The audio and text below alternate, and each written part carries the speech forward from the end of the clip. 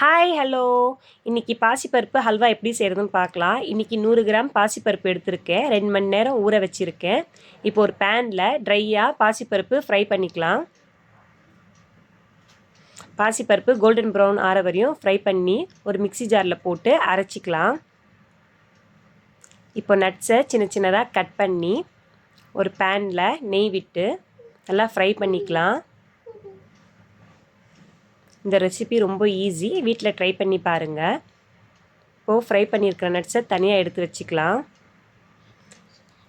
இப்போது 2 கிளாஸ் தண்ணி 1 கிளாஸ் சர்க்கரை சேர்த்து பாகு ரெடி பண்ணிக்கலாம்.